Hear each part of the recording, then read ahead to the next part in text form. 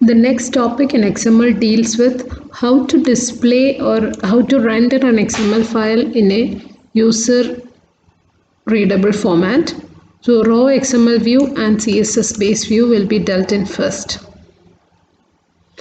See, we already know how a raw XML file will be displayed. It is just displayed using a tree structure. We'll see an example over here. Suppose I have a file like this, student XML, which contains an XML prologue, then students tag, and within student tags I have a list of student IDs. If I try to display this particular web page, so I have this file over here. I'm trying to display this.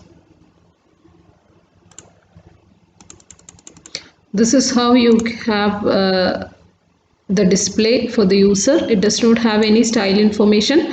It will be just displayed in this tree structure with all the data. You can just collapse or expand the files. If it is not having any errors, it will be displayed like this. Now we can add some presentation styles to this data. So we can use style sheet to add the presentation styles. And browsers include default style sheets. That style sheet is used to display in this tree structure. So this tree structure is defined using the browser's normal style sheets. So this is preceded by dashes or arrow symbol as you have seen here. And these elements can be collapsed or expanded as you have seen now. This is the example I have shown you right now. Now for a formatted display, we can have two ways. One is using the cascading style sheets, CSS, which we have already seen in module 3. Or we can have XSLT style sheet, which is developed by W3C. CSS formatting is quite similar to what you have done for HTML. In HTML, we have predefined tags, and using that tag and a property set, we will be defining the properties. Similarly, instead of that predefined tags, we have to use the custom defined tag names in CSS. Thereby we can write. But on using CSS, we cannot have some modifications done or proper formatting of the output. Rather, we have XSLT style sheet with this XML style sheets, which is used to parse out through the XML and then display the output. So this gives more power over the appearance of the document's display. So both of these are different things. First of all, we will go through CSS style sheets. It is quite simple. As we use in HTML, we have to list the element name. Only difference is here it is a custom element name. And each will be followed by a brace delimited set of elements, CSS attributes. So suppose that you have a cars.xml. So cars is the root tag, then car is the sub tag. Each car will be containing make, model, year, color, engine. Engine again contains sub tag, number of cylinders, fuel system, etc. So finally car tag is closed and cars is closed.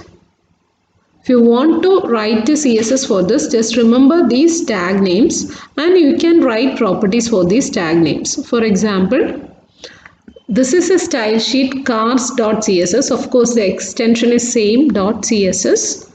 And one by one for each tag. So car is a tag in my XML page. So write the tag name. Then in the same format as we have written CSS, just using braces delimited property and value. So property colon value, semicolon, next property colon value. So you can give the properties one by one. All the properties which are valid for CSS can be used here. So margin underscore top, color, then font size, margin left, all these properties will be used in this also. So one by one you can give properties. So year, make and model, those three are another tags. Year, make and model, these tags, Centurion, Impala, 1997, those three are given some other color, red and other properties.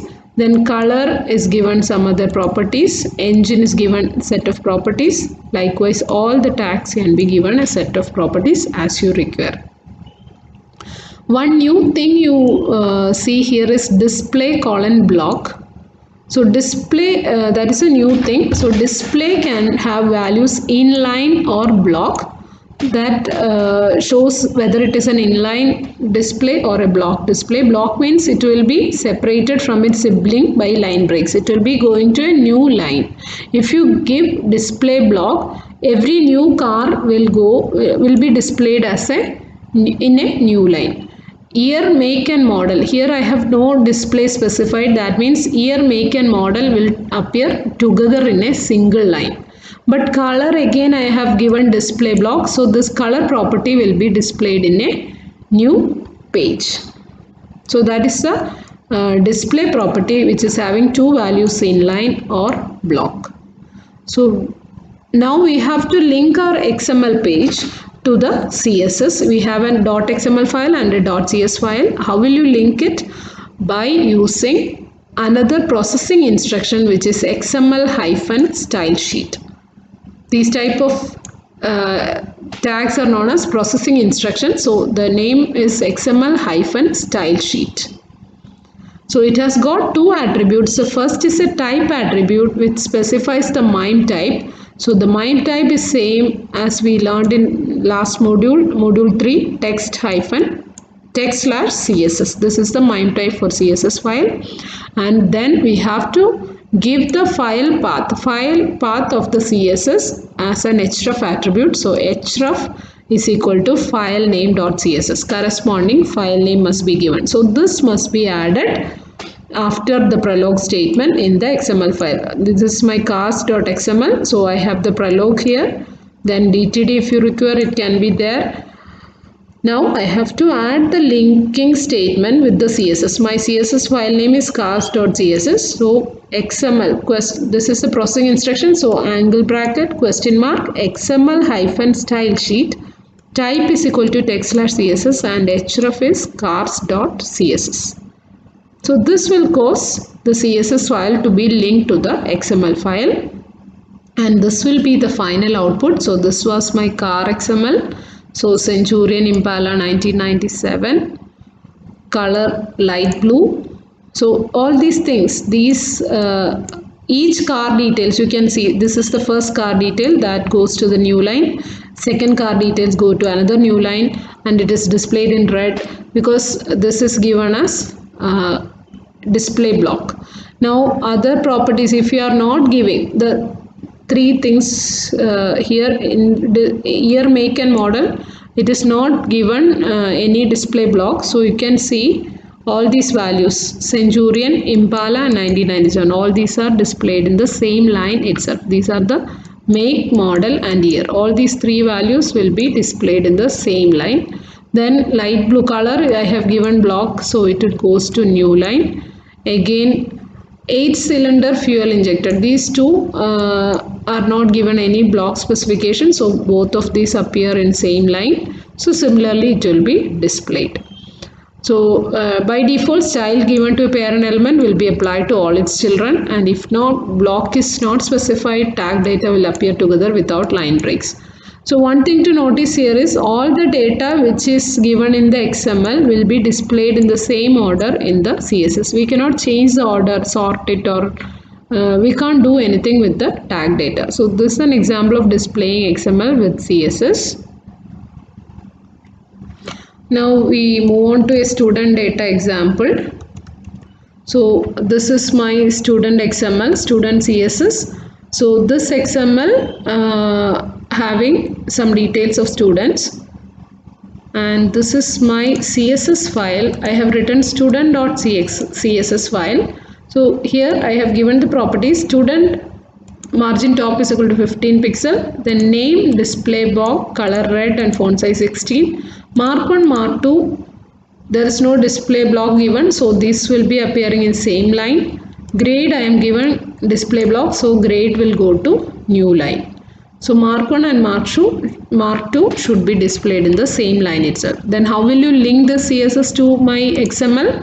So you have to add the processing instruction like this: XML-style sheet type is equal to text/css and href is equal to student.css. This is name of my CSS file.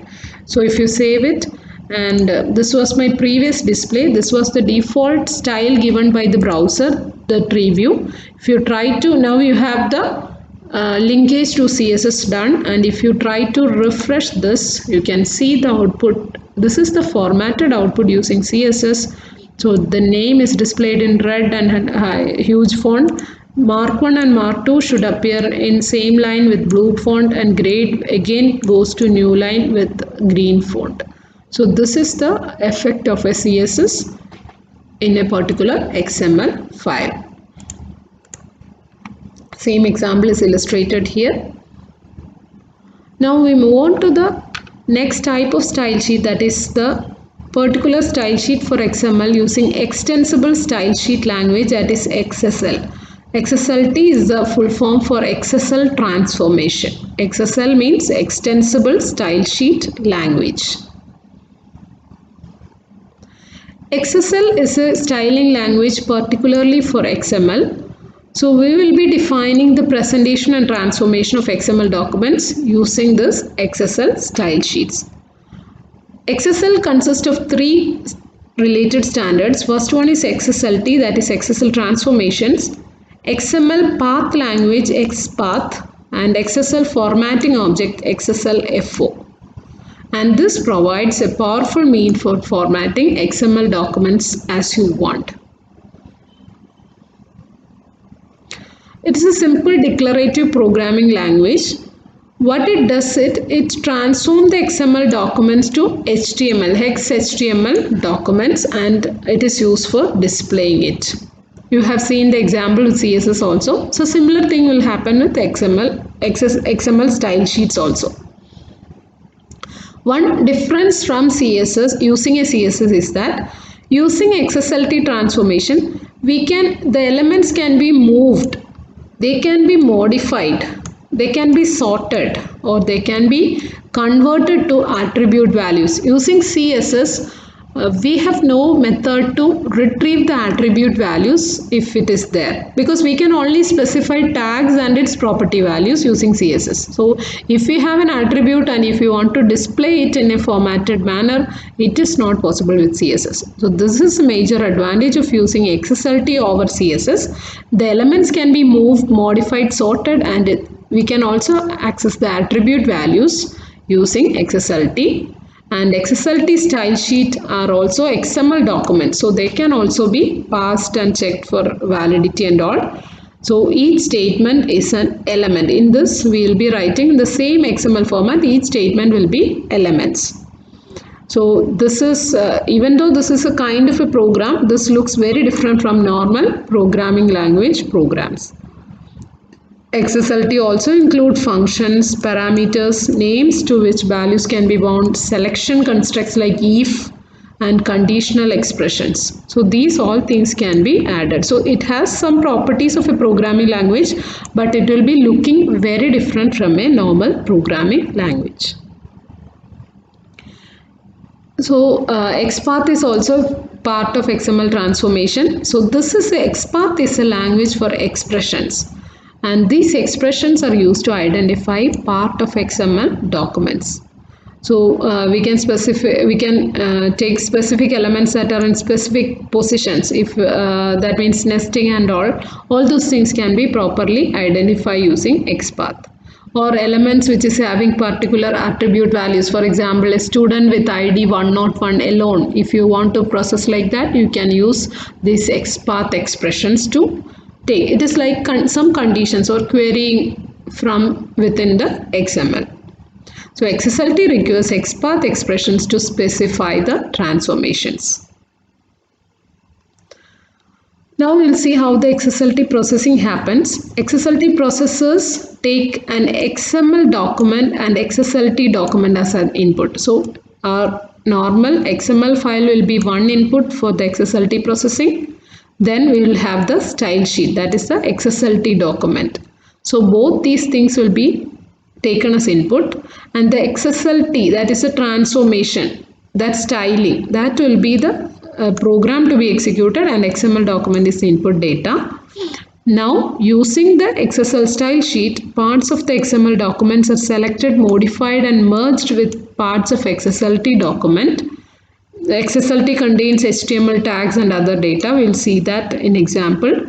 And finally, it forms a new output document, which is an XSL document. So the output will be an XSL document. So this can be displayed in the browser like an XHTML file. There will not be any change to the source XML file or the XSLT transformation program file. It will be generating a new output as a separate XSL document. This is the diagram indicating. So we have the XML document as input. It will be applied with the XSLT document as the program which works on this XML document, and XSLT processor will transform this XML document along with the style sheet document to create a new XSL document. This is how the transformation happens. Hope it is clear. Now we move on to the elements. So the XSLT document contains one or more templates. It uses the XPath to describe the element attribute patterns, and the XSLT processor sequentially examines the input XML and it will identify for a match for an element that matches with the given condition. And each template has an associated XSLT code which is executed when a match is found. Whenever a match is found, it will be presented using a particular code. And if a template matches an element, the element is not processed until the closing tag is found, and child elements of that element may or may not be processed. Different XSLT models of processing XML data is available. One is a template driven model. Template driven model works when regular data collections, for example, all our previous examples we have dealt with car data, student data, employee data, etc. So template driven model will be applicable to all these regular XML data collections. And data driven model will be dealing with irregular and recursive data. Generally we will be going for this regular data in our examples.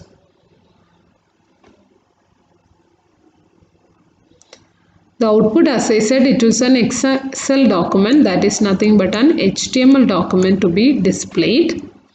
So again this linkage between the XML file and the corresponding transforming file is to be done. The same tag is used XML-style sheet as we have used in the CSS, and it has got two parameters. Again the type, that is a MIME type. So text/XSL. Here it is not CSS, it is text/XSL, and the address is href is the style sheet file name .xsl. So this is the processing instruction given to link the XML file with the corresponding style sheet. So remember that text/XSL is not a standard MIME format, but it is used in XML.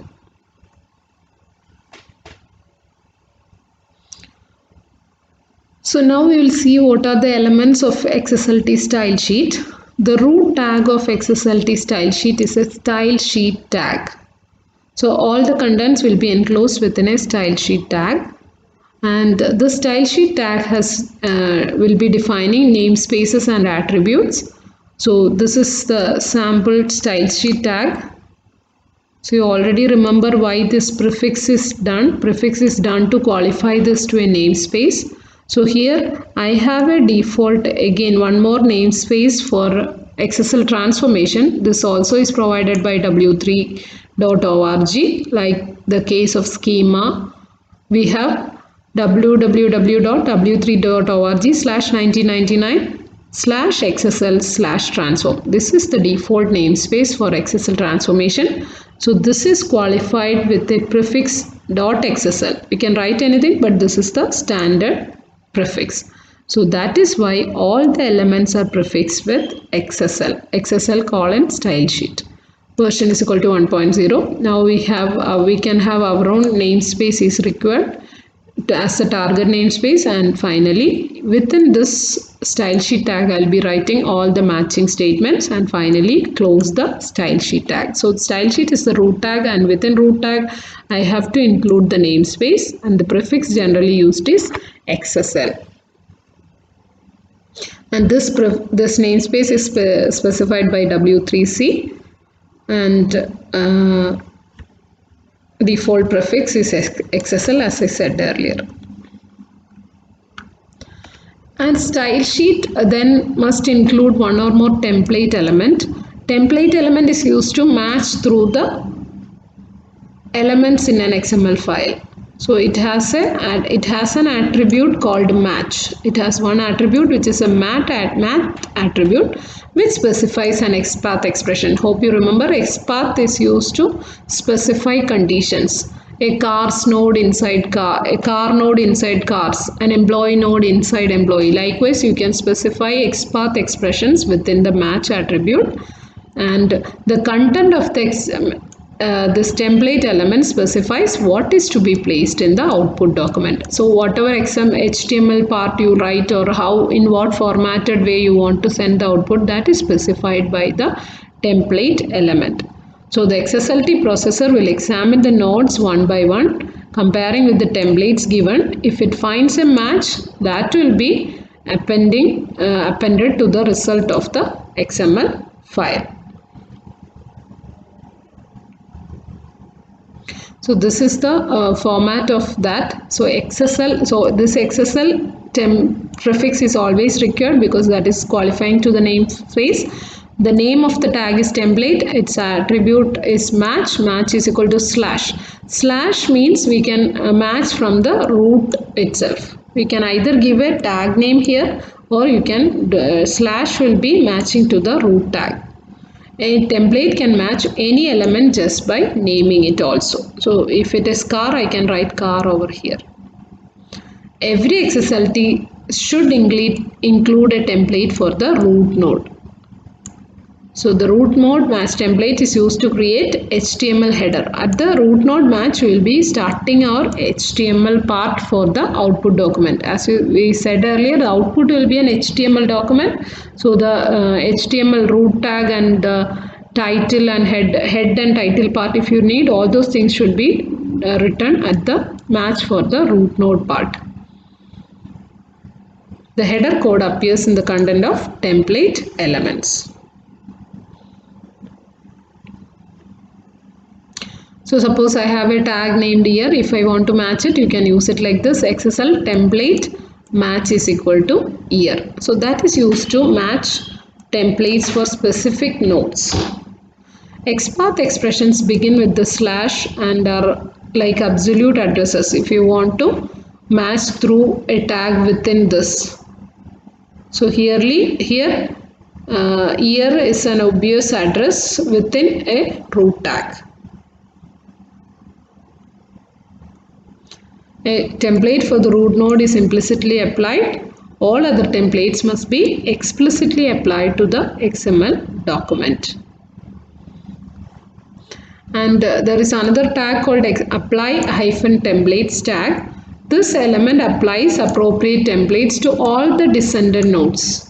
And thereafter we have to write the tags for descendant nodes. So if only some of the descendant elements are to be processed, then use the select attribute. Select is equal to make. That will select only one single node which is named as make. And if we want to select all other node except one node, we can use the not operator here. Select is equal to not year. Other than year, all other nodes will be processed. If no select attribute is included, the XSLT processor will apply template to all the descendant nodes which are inside the root nodes. For all nodes without a template, if we are not specifically giving a template for some tags, in that scenario default template will be used.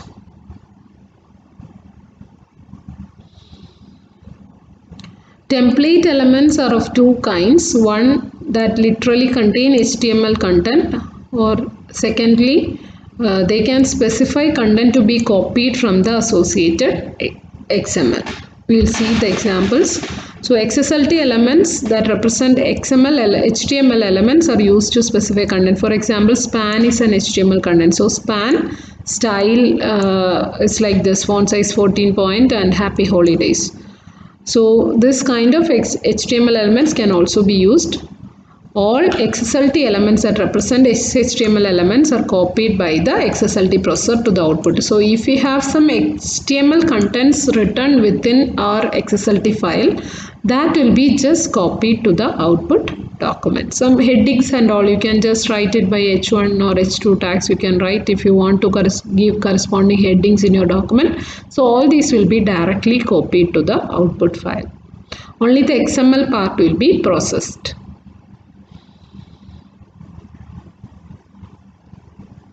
Now we have another tag which is a value of tag. So this value of element is used to get the value of an element or an attribute. So it has got a select attribute where we can specify the element or attribute. Suppose if you want to get the value of an element, for example car name, it will be containing some value. So select equal to that tag name you have to give here. Suppose if you want to get the value of an attribute, you have to precede that name of the attribute with @ simple. So @id will be helping you to fetch the value of the attribute. So this fetching the value of attribute is not possible with the CSS. Element. So remember this, element names can be fetched by using value of select is equal to element name. The attribute values can be specified by value of select is equal to @ name of the attribute. If you give dot, that means it is a selection of all elements within the current element. Suppose if we are traverse to cars element, if you want to take all the elements one by one, just use dot as the value of this select attribute. Now we'll see an example. This is XSL plain.xml. This is my XML file. So it is saved as .xml. The style sheet is saved with the extension .xsl. So that is extension for an XSLT style sheet .xsl. So now we have to show the linkage, that is by using XML-style sheet tag. So XML-style sheet type equal to text/xsl, then the name of the XSL file to be given in this part. So now I have a set of planes with containing tags year, make, model, color, etc. So this is the XSL file which is used for transformation. What is the root tag for this? It is an XML, so always it should contain a prologue, XML version and encoding. Then the root tag is, as we have seen, it is style sheet tag. We have to specify the global namespace XSL/transform, and within this we have to write the match statements. So XSL template match equal to plain. What is my root tag name? It is plain. So I'm going to match all the tags within the plain tag. So within this, we already have shown that within the template part you have to write the HTML. So HTML head title. So it is written as style sheet for plain.xml. Head and body tags start here. I have given a heading airplane description. So as per our information, all these things what you have written in tags, all these things will be copied to your output XHTML file. So these are all HTML tags. These parts will be directly copied to the output. Now you have to use the apply templates. If you want to apply templates to all the tags inside this, then close the body and close the HTML, close the template tag. Now we will see how to use the apply templates. So we have to match each tags. Template match equal to year.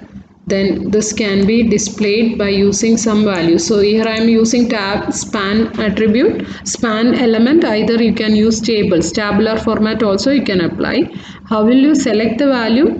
Value of select is equal to dot, or you can get the value by giving value of select equal to year also. I'm just using dot because it gives a value of the which is the current element, it is the year. So this dot will fetch the value of year element, or you can use directly the value of year over here. So similarly it will be taking match, model and color. So all these values will be taken and they will be printed as per the given format, because this is span tag and the value will be printed. Finally the style sheet tag is closed. So this is how it is printed. So this is the heading given, this is the title part given, and finally year, make, model and color are retrieved. How will you retrieve it? That is using value of element, value of select is equal to dot. So this is how you retrieve the values from the XML file. So that is one way of writing XSL and displaying the output. But we can have certain optimizations. We need to actually there is no need to include templates for all of the child nodes of the plane, because select close of the value of elements will automatically finds them. So there is an optimization. There is another XSL which produces same output as XSL, plain1.xsl. This is an easier way to write it. So here I have the XSL style sheet as the root tag. Then this is how you simply write a template. Template match is equal to plain. Then start the HTML part and the headings required. Then directly you can, rather than going for apply templates and again writing template match is equal to, you can just take the plain tag, and inside plain tag you can just access the value of select equal to year. So all the tags within this plain tag can be directly accessed by value of element with attribute select is equal to tag name. So tag name will be specified over here. So this is an easier alternative of writing XSL file. So we'll be following this format in further examples. Now in general case we have learned that many of our examples will be structured documents. That means employees will be containing a number of employee tags, cars will be containing a number of car tags. So for that structured collection of data, all can be accessed with the same structure. So this particular thing, this template match equal to plain, that can be applied for all the plain tags within this, and this is done with the help of a for each element. So this is also an element, this is not a keyword. So angle bracket for hyphen each. So this is also an element in XML. I already have told this is a program, but it is not similar to the programming constructs. So for each statement can be used, and it has a select attribute to specify element in the XML data. So the same thing can be applied like this. So suppose I have a lot of plain elements within the plain tag. My XSL will look like this. Start with an XML prologue, then XSL style sheet is a root tag, template match equal to plains. So the plains is my first root tag. So match is equal to plains. Then I can write the HTML portion, full HTML you have to write. Then you can apply the data by using a for each statement. For each select is equal to plain. So that means for each plain element these properties will be applied. So you can use for each element to take the plain data one by one. So this will traverse through the XML, fetching the plain data one by one and displaying it. Finally close template and style sheet. So this will be the output. In the previous case it took only one plain data. So now we have all the plain data accessed one by one using the for each statement. Now as I said before, we have mechanism to filter the output using XSL. CSS, these kinds of operations were not possible. So this can be done by using certain conditions. So if we want to take only the Suppose I have a CD catalog slash CD, and I have an artist attribute. So artist equal to artist element, artist equal to Bob Dylan. So only this element can be selected. For each select is equal to, so inside select we can filter out the input. We can take only one element. So in the previous case we can take only plain where name is equal to Cessna. That kind of a condition can be applied. So here artist is equal to Bob. Now if statements can be used. XSL colon if.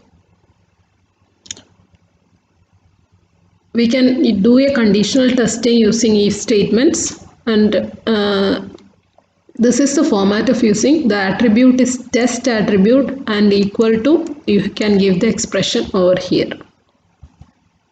We can sort the data using XSL colon sort. The name of the element is sort, and within for each statement you can just sort and just print the values as the sort. We can use the select attribute to specify what is the key of the sort. Based on what element you have to sort, based on the name or based on some attribute value or something, you can specify using the select attribute of sort. And the data type attribute is used to specify whether the elements are to be sorted as text or numerical. So we can sort in according to alphabetic order, or it can be in numerical order. Again, the order can be specified using the order attribute, and that can be set to descending or ascending. So here is an example, XSL colon sort. So name of the element is sort. Attribute name select is equal to year. That is based on the year tag I am going to sort. Data type is equal to number. If you don't specify any order, it will be in ascending order. Or if you want to specify order, you can add another attribute over here. Order is equal to descending. So this is an example of sorted car data. XSL for each select is equal to car. We have to, inside for each, we have to apply the sort statement. So this is a singleton statement. It will just sort the data and you can select the value and print it one by one. So this will be sorting the data based on year value. So 1965, 1985, 1997. So it will be accessed in a different order. So here data type is equal to number. As this is a numerical value, you have to give data type is equal to number, otherwise data type is equal to text. So now we will see the example of student XML, where this is again a structured document. Students contain a number of student data. So student ID is equal to 1. So this data itself is not sorted according to ID or the name. Even the names are not in a sorted alphabetical order. Now I am going to try out this example. So for each, only 3 or 4 tags you have to remember. First one is the template. Then for each tag, sort if required, or a conditional statement if required. This is the XSL file, XSL style sheet, that is the root tag. Then template match equal to slash. So it is starting from the root tag. Inside the template match equal to slash, you have to write the HTML tags. Then I am giving a heading. Then I am starting a table border and a table row with stud ID, name, mark 1, mark 2, grade. Then I am using for each statement. So for hyphen each, select equal to student slash student. So within students, I am taking student one by one, or you can read the data like this. And then I am going to sort it. Sort, you can remember, you can understand it is a singleton tag. Single tag. I'm going to sort with select @ID. I'm going to sort the data as ID. And if I want only the statements, the students with mark 1 greater than 70. So greater than symbol cannot be directly used. We have to use the entity references. As you remember, in XML we can't directly use it. So that is done with an if statement. If test is equal to mark greater than 70. Then we have to write the data one by row in rows. So start a tr tag, then as td. How will you get the value? Value of tag. So value of select equal to @id. So id is an attribute, so you have to proceed with @. Then name, mark 1, mark 2 and grade. So you can see here these are the values we obtained. So only 3 or 4 tags we have to remember. First is the root tag, that is style sheet tag. Then template match is equal to slash. Remember that inside this template you have to start with the HTML part. Then whatever formatting, tabular or any other span or whatever you do require, you have to write it. Then if it is structured data, just use a for-each tag with select attribute, select equal to student/student. Sort and if for conditional only. If you require this, you have to use. Otherwise, you have to just remember the value of tag. So only 3 tags: style sheet tag, template tag, for each tag, and the value of. And what for template, the attribute is match.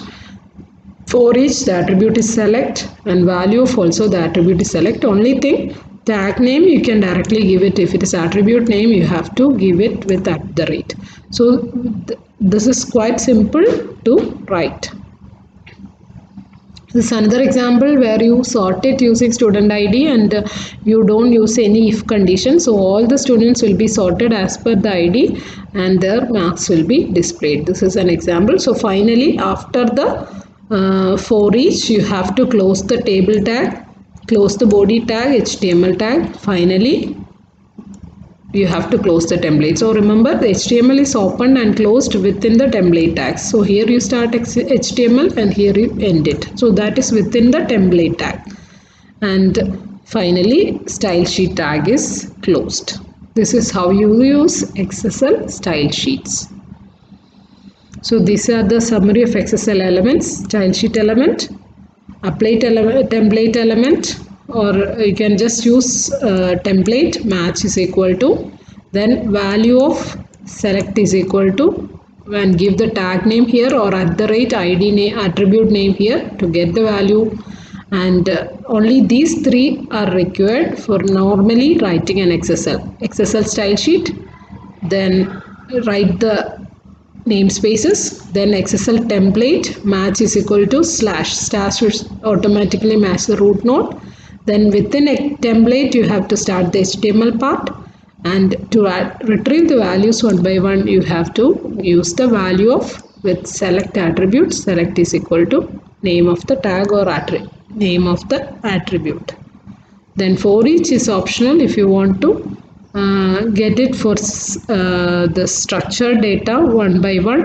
Sort can be used to sort the data, and if expression can be used for conditionally selecting statements.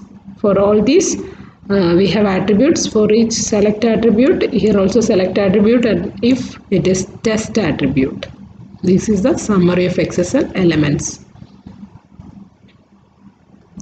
Here are some of the applications of XML: web publishing, web searching and automating web tasks, general applications, e-business applications, and metadata applications. We are using XML for many day-to-day data transactions like stock and shares, financial transactions, medical data transactions, mathematical data, scientific measurements, news information, and weather services. These are the details on the applications. Just go through these applications. Finally, it simplifies data sharing, data transportation, platform changes, and data availability. These are some of the other applications of XML.